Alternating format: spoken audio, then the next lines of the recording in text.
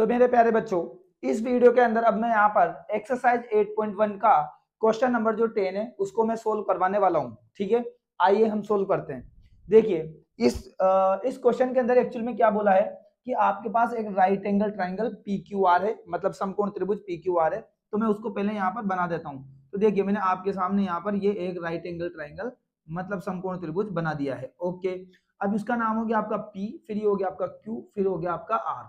तो ये जो है Q, और इसमें बोला कि Q जो है वो आपका समकोण है, मतलब Q इज राइट एंगल। तो यानी कि Q जो है वो 90 डिग्री का एंगल है। इसके आगे की कहानी आप समझिए। यहाँ पर बोला कि P R plus Q are मिलकर 25 सेंटीमीटर है, और पी क्यू की वैल्यू साफ साफ बोली है बेटा कि 5 सेंटीमीटर है। अच्छा, तो पी क्यू जो है ये रहा आपका पी क्यू, तो ये कितना है आपका 5 सेंटीमीटर। ये मैंने ऐसा का ऐसा लिख दिया। अब थोड़ी सी आगे की कहानी यहाँ समझने का प्रयास करते हैं। देखिए, आपको यहाँ पर ये चीज गिवन है बेटा, है ना भाई। एक तो आपको क्या गिवन है बेटा, एक तो आपको क्या गिवन है, ध्यान से देखना। आपको एक तो गिवन है P Q equal to 5 centimetre. Okay, तो ये हो गया आपका P Q equal to 5 centimetre. दूसरी चीज गिवन है आपको P R plus Q R equal to 25 centimetre. ठीक है, अब आपको एक चीज दिमाग लगानी है कि भाई पी क्यू तो हमें गिवन है। अब यहां से हमें किसी एक की वैल्यू निकालनी है। या तो आप पी आर की वैल्यू निकाल लीजिए, पी आर की, या फिर आप किसकी निकाल लीजिए, क्यू आर की। तो प्यारे बच्चों, मैं यहाँ पर क्यू आर की वैल्यू निकालना चाहूंगा। तो क्यू आर इक्वल टू हो जाएगा आपका 25, और पी आर जब उधर जाएगा प्लस का तो ये हो जाएगा माइनस का पी आर। अब आप ये कह सकते हैं कि सर आपने क्यू आर की ही क्यू वैल्यू निकाली, आप चाहते तो पी आर की भी निकाल सकते थे। मैंने कहा बिल्कुल। एक्चुअली मैंने देखो पी क्यू मेरे को दे रखा है 5 सेंटीमीटर। अब मैंने जैसे क्यू आर फाइंड किया तो क्यू आर कितना आ गया बेटा मेरे पास, तो ये हो गया 25 माइनस पी आर। ये लीजिए साहब, अब मेरे पास देखिए पी क्यू भी आ गया और यानी कि क्यू आर भी आ गया। तो एक्चुअली क्या है कि जो पी आर है इसको फाइंड करना थोड़ा क्या पड़ेगा, इजी पड़ेगा। क्योंकि जब हम पीजीटी लगाएंगे, क्या लगाएंगे, पीजीटी लगाएंगे, तो बहुत ही सिंपल तरीके से फॉर्मूला लग जाएगा।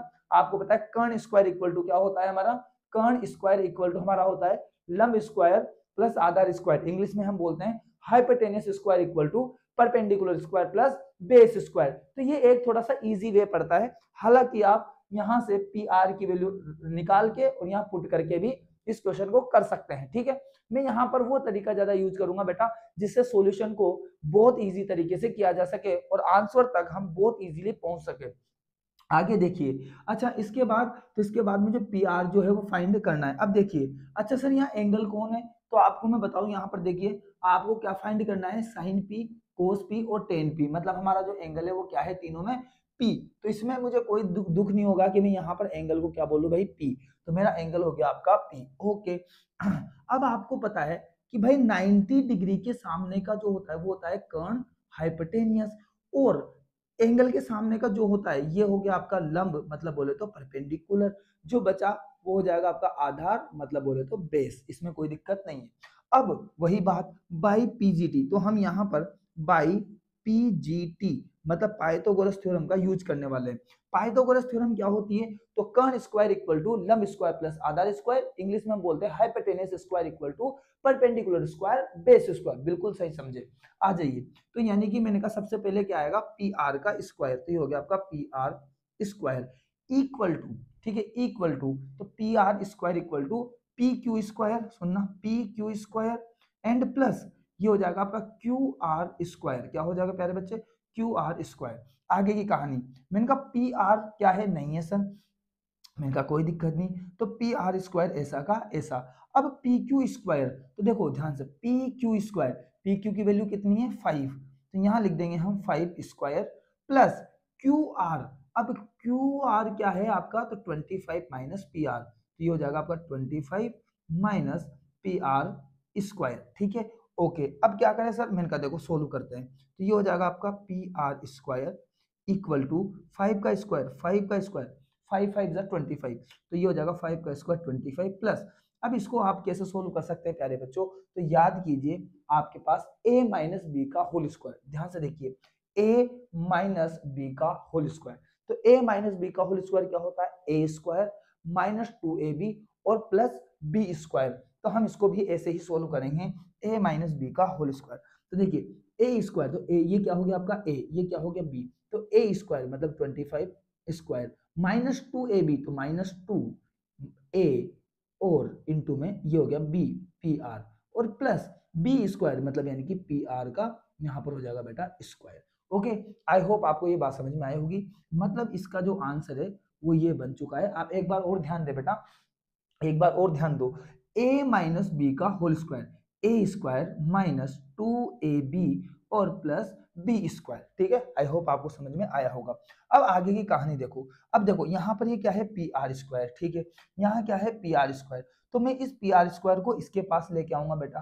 तो देखिए ध्यान से क्या होने वाला है, तो ये हो गया आपका पी आर स्क्वायर और ये प्लस का पी आर स्क्वायर जब उठ के इधर आएगा बेटा, ये हो जाएगा माइनस पी आर स्क्वायर। ठीक है, माइनस पी आर स्क्वायर। आगे की कहानी इक्वल टू ये क्या है आपका, तो ये है 25 और प्लस 25 का स्क्वायर। तो 25 का स्क्वायर 25 इंटू 25 625 बेटा, हर बच्चों को पता ही हो जाएगा आपका 625 माइनस इसको सोल्व करते हैं, इसको सोल्व करते हैं तो 25 इंटू 2 25 इंटू 2 तो ये हो जाएगा आपका 50 और ये हो जाएगा आपका P R. Very nice sir. और ये जो पी आर स्क्वायर है ये इधर की तरफ आ गया।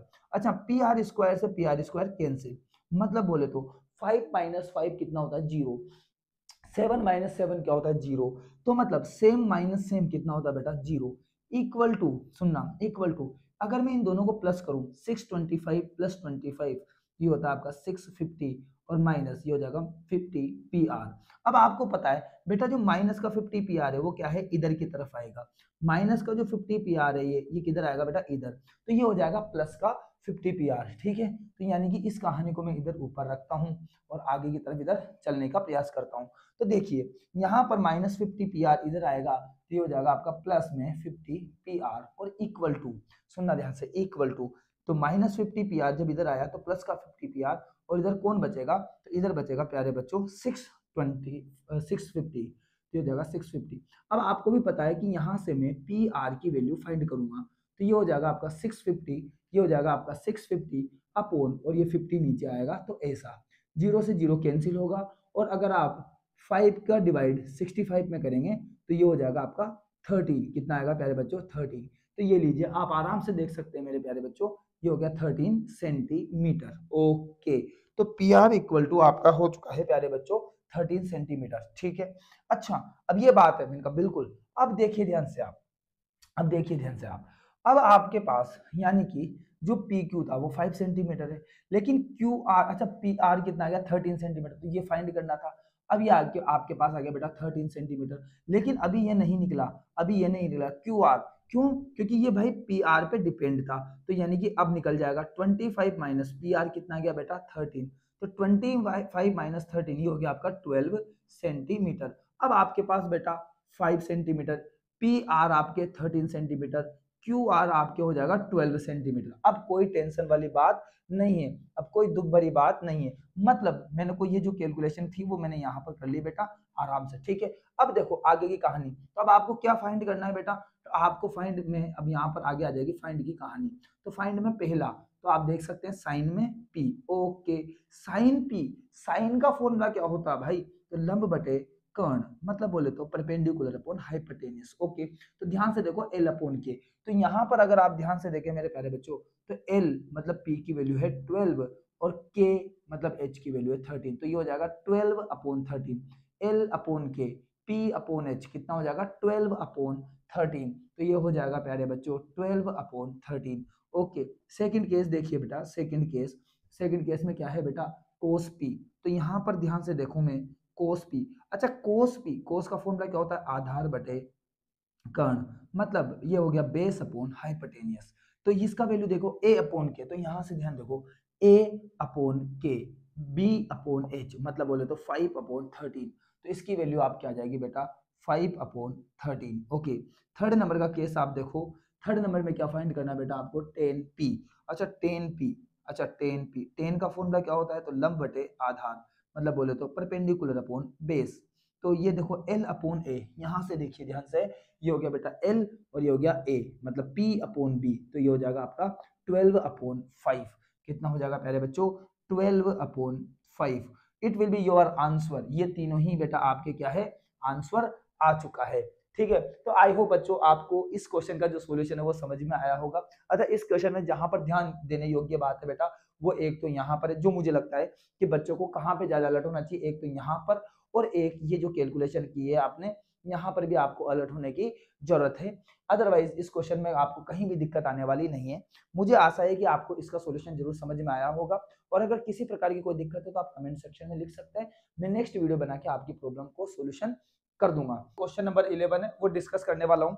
एक्चुअली क्वेश्चन नंबर 11 में क्या बोला गया है कि यहाँ पर आपको ये 5 क्वेश्चन दिए गए हैं, और आपको सिर्फ ये बताना है कि भाई ये जो बातें लिखी हुई है, जो ये 5 क्वेश्चन दिए हुए हैं, 5 क्वेश्चन के अंदर जो बातें लिखी हुई है वो ट्रू है या फॉल्स है, मतलब सत्य है या असत्य है।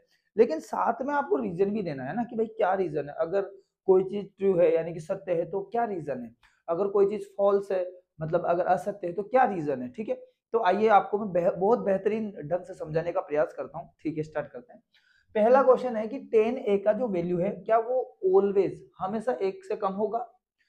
क्या 10a का जो वैल्यू है क्या हमेशा 1 से कम होगा, ये बात सच है या गलत है।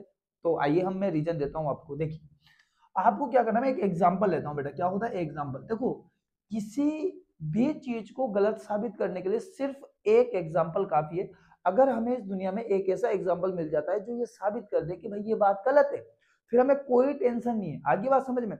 तो इस चीज को हमेशा आपको ध्यान रखना है बेटा कि भाई है ना, कि किसी भी चीज को गलत साबित करने के लिए सिर्फ क्या चाहिए, एक एग्जांपल चाहिए। ओके, तो आ जाओ वो एग्जांपल मैं लेता हूँ। जैसे कि फॉर एग्जांपल मान लीजिए मैंने यहाँ पर ये एक आपको राइट एंगल ट्राइंगल बनाया, मतलब जिसको समकोण त्रिभुज बोलते हैं।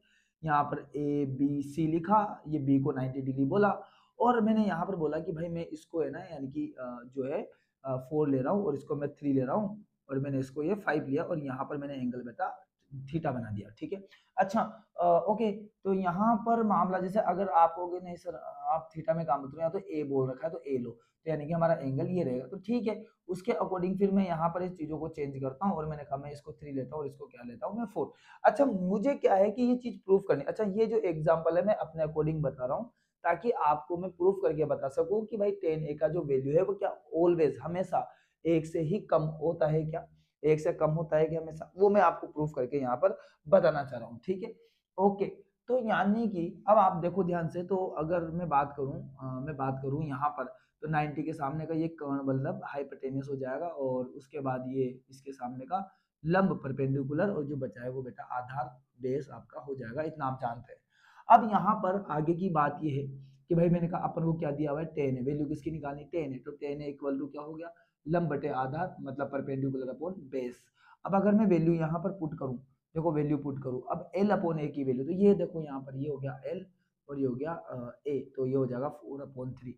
4/3। अब आप आराम से इतना तो नॉलेज रखते हैं प्यारे बच्चों कि अगर आप 4 में 3 का डिवाइड करें, 4 में 3 का डिवाइड करें, तो यानी कि यहाँ पर 1 पॉइंट और 1 पॉइंट और जो है वो 333 समथिंग यहाँ पर आंसर आने वाला है। मतलब ये जो आंसर है बेटा ये 1 से क्या है ज्यादा है, ये क्या है 1 से ज्यादा। तो यानी कि हमने यहाँ पर ये प्रूफ कर दिया कि नहीं भाई 10a की जो वैल्यू है बेटा, 10a की जो वैल्यू है वो हमें 1 से ज्यादा भी आ सकती है। इसका मतलब ये बात असत्य है। इसने बोला कि सदैव 1 से कम होती है, ऐसी बात नहीं। हाँ 1 होती है, 1 से कम भी होती है, लेकिन 1 से ज्यादा भी हो सकती है। ठीक है, तो इस एग्जाम्पल ने ये प्रूफ कर दिया कि 10a की वैल्यू 1 से ज्यादा हो सकती है। आप यहाँ पर देख सकते हैं।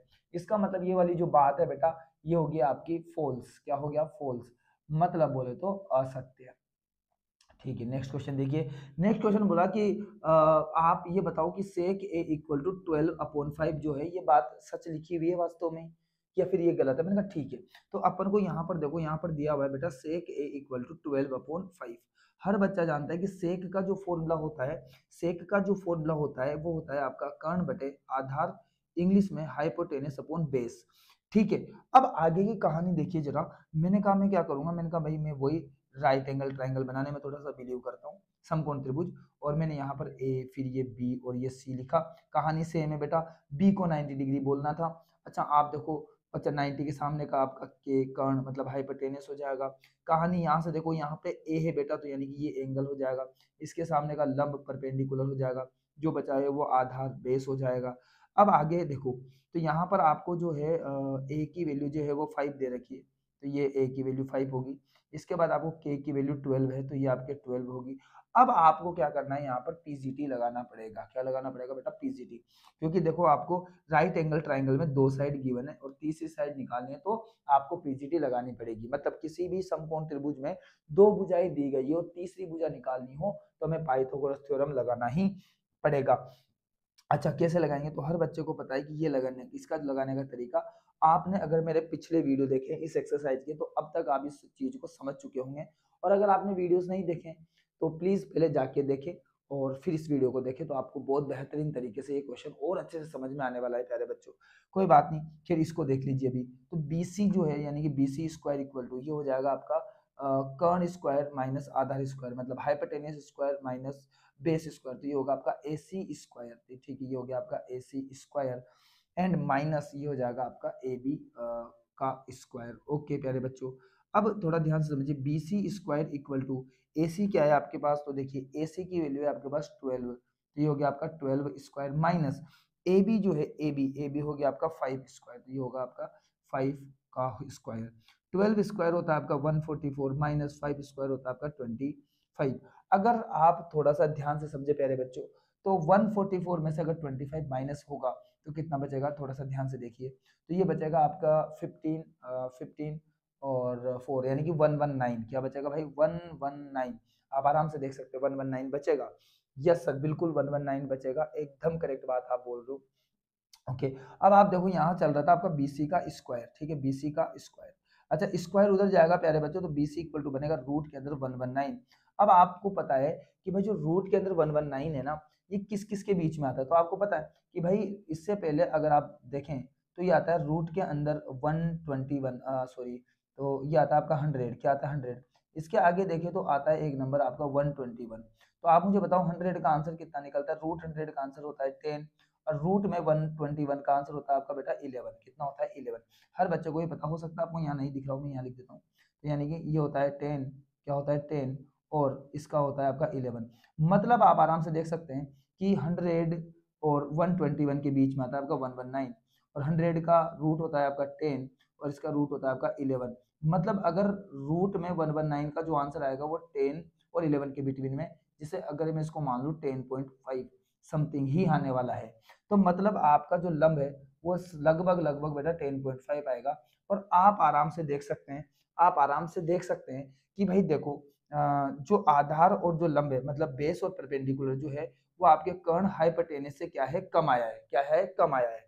क्योंकि आपको पता है कि किसी भी राइट एंगल ट्राइंगल के अंदर जो सबसे लॉन्गेस्ट साइड होती है वो क्या होती है? आपके हाइपोटेनस। मतलब किसी भी समकोण त्रिभुज के अंदर जो सबसे बड़ी भुजा होती है बेटा वो क्या होती है? आपकी कर्ण। और यहाँ पर भी वही है, इसका मतलब ये बात एकदम सत्य है। क्या है बेटा? ये सत्य। तो आप यहाँ पर लिख दीजिए ये है ट्रू। क्या है प्यारे बच्चों? ट्रू। मतलब हम इसको बोल सकते हैं सत्य। ओके भाई, इस चीज का थोड़ा सा ध्यान रखें। थर्ड नंबर के क्वेश्चन में बोला कि क्या कोस ए की फुल फॉर्म कोसेकेंड होती है? नहीं, बिल्कुल गलत बात है, बिल्कुल गलत बात है। ये बात हो चुकी है बेटा असत्य। क्या होगी? असत्य, मतलब फॉल्स है भाई साहब। क्या है? ये फॉल्स है, खत्म कीजिए इसको। अच्छा, क्या होता है फिर हमें बता दीजिए। तो कोस ए का फुल फॉर्म होता है आपका कोसाइन ए। क्या होता है बेटा? कोसाइन ए। ठीक है, ध्यान रखो, इसका फुल फॉर्म क्या होता है? आपका कोसाइन ए, है ना? तो इसका फुल फॉर्म होता है आपका कोसाइन ए। ठीक है, ये हो गया आपका कोसाइन ए। ओके, तो यानी कि कोस ए का फुल फॉर्म होता है आपका कोसाइन ए, न कि कोसेकेंट ए। ये कोसेक का होता है, किसका होता है? कोसेक का। तो ये बात अच्छा। अच्छा, कोट ए को क्या आप कोट ए इंटू ये लिख सकते हैं? तो नहीं बच्चों, कोट ए को आप कोट मल्टीप्लाई ए नहीं लिख सकते, बिल्कुल नहीं लिख सकते, बिल्कुल नहीं लिख सकते। इसलिए ये बात भी क्या होगी बेटा? फॉल्स, मतलब बोले तो आपके असत्य साबित हो जाएगी। ठीक है, बिल्कुल कोट ए का मतलब कोट इंटू ए नहीं है, क्योंकि देखो भाई प्यारे बच्चों, यहाँ पर एंगल के आगे कोट लगेगा जब पूरा वैल्यू बनने वाला है। ठीक है। अच्छा, यहाँ पर फिर 5th क्वेश्चन में बोला कि भाई जो ये दिया हुआ है साइन थीटा इक्वल टू 4/3, क्या ये वास्तव में सही चीज है? ये वास्तव में सही चीज है। तो इसको भी सोल्व करने का तरीका हम सेम अपनाएंगे प्यारे बच्चों। सबसे पहले मैंने वही आपके लिए एक राइट एंगल ट्राइंगल बनाया, मतलब समकोण त्रिभुज, जिसमें हमने लिखा ABC। यहाँ थीटा है तो मैंने थीटा इसको यहाँ बनाया, ये 90 हो गया। 90 के सामने का आपका कर्ण हाइपोटेनस हो जाएगा।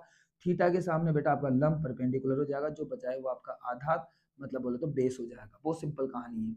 यहाँ से देखो ध्यान से, तो आपको पता है कि भाई जो साइन ऑफ थीटा है इसको हम बोलते हैं लंब बटे कर्ण। क्या बोलते हैं प्यारे बच्चों? लंब बटे कर्ण, मतलब बोले तो परपेंडिकुलर अपॉन हाइपोटेनियस। ठीक है भाई प्यारे बच्चों, ठीक है। तो आप यहाँ से देखो हमारे पास इसकी जो वैल्यू है साइन थीटा की, यहाँ पर मैं लिखूंगा साइन थीटा इक्वल टू वो है आपका 4/3। तो मतलब एल की वैल्यू क्या है आपके पास 4, तो ये एल की वैल्यू 4 आ चुकी है। और के की वैल्यू जो है वो आपके पास क्या है 3, तो ये आ गया आपका 4 और ये आ चुका है आपका 3। ठीक है, अब आपको क्या निकालना है, तो यानी कि आधार बेस निकालना, तो वही पीजीटी लगेगी आपकी। तो पीजीटी निकालने का क्या तरीका हो जाएगा, तो आप आराम से लगा सकते हैं कि बी सी स्क्वायर कैसे लगाएंगे बेटा, तो B C square equal to क्या है आपका ए सी स्क्वायर, तो ये हो जाएगा ए सी। अब आपको पता है मैं डायरेक्ट लगा दूंगा, तो a c square minus a b square मतलब 3 स्क्वायर माइनस 4 स्क्वायर, हर बच्चे को बताती है, हो जाएगा आपका 3 स्क्वायर माइनस 4 स्क्वायर। अब आप देख सकते हैं कि 3 स्क्वायर यानी कि 9, 4 स्क्वायर 16, और हर बच्चे को पता है कि 16 में से अगर 9 जाएगा तो -7 बचेगा। और आप आराम से समझ सकते हैं कि -7 इज नॉट पॉसिबल। ठीक है, -7 इज नॉट पॉसिबल, क्योंकि स्क्वायर है ना, -7 इज नॉट पॉसिबल, क्योंकि जो डिस्टेंस है प्यारे बच्चों वो नेगेटिव नहीं हो सकती, वो हमेशा पॉजिटिव होगी। इसका मतलब ये बात क्या होगी प्यारे बच्चों, असत्य साबित हो जाएगी, मतलब यानी कि बोले तो फॉल्स जो है वो हो जाएगी। ठीक है, तो आपने देखा प्यारे बच्चों जो क्वेश्चन नंबर 11 है, इसके पांचों के पांचों क्वेश्चन को मैंने विद रीजन आपके सामने रखा है। ठीक है, और मुझे आशा है कि आपको इनके सॉल्यूशंस समझ में आए होंगे, मतलब मैंने जो इसके रीजंस दिए हैं वो आपको समझ में आए होंगे। ठीक है, तो अब मैं इस वीडियो को यहीं समाप्त करता हूँ। आपने टाइम निकाल के वीडियो को देखा, इसके लिए आपका बहुत बहुत धन्यवाद। अब मैं मिलता हूँ आपको नेक्स्ट वीडियो के अंदर।